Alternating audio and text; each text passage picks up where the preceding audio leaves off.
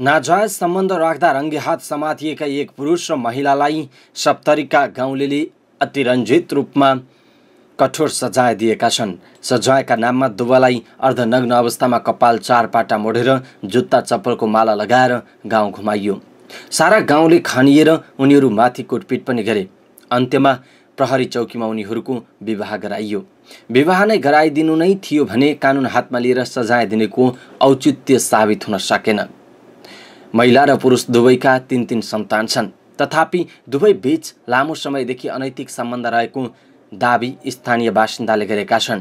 महिला पातो गाविस 9 भुतहीका हुन् भने पुरुष पातो 7 गोविन्दपुरका हुन्।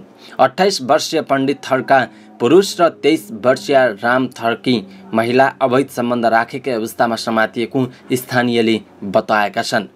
पण्डितको 2 छोरा र 1 छोरी तथा महिलाको पनि 2 छोरा र 1 छोरी रहेका छन्। महिलाका श्रीमान पछिल्लो 3 वर्षदेखि रोजगारीका निम्ति मलेसियामा छन्। श्रीमान वैदेशिक रोजगारीमा गएकै समयदेखि उनले रक्सी उत्पादन गर्ने र बेच्ने काम गर्दै आएकी थिइन्। बिहिबार राति 9 बजे दुवैलाई रङ्गेहात समात्यौं। एक स्थानीयले भने यसअघि पनि दुवैजना पक्राउ परेपछि एक अर्कासँग अलग रहने बाचा गरेका थिए, तर पुनः समातिएपछि पुरै गाउँकै मानिस खनिएका हुन्। स्थानीयका अनुसार दुवैलाई रातभरि कुटपिट गर्दै मुण्डन गरिदिएर बिहान प्रहरीको जिम्मा लगाइएको छ। दिनभरि महिला र पुरुषलाई इलाका प्रहरी कार्यालयमा राखेर गाउँलेहरूले नै दुवैको विवाह गराइदिएका छन्।